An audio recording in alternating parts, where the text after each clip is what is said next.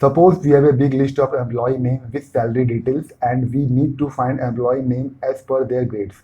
In MS Excel, it is very easy to input grades using index match. For example, in this sheet, we have a two table, one listed with grade and other one with salary details.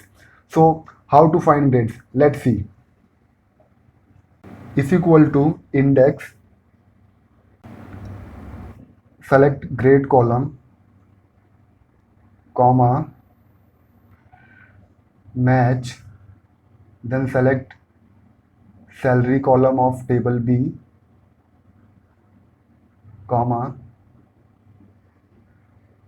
salary column of table 1.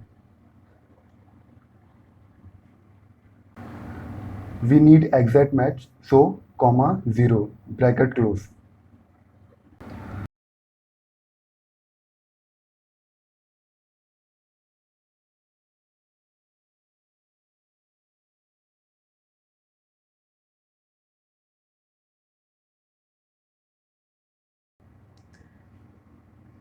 So now we can easily make filter and find out which employee falls in which grades.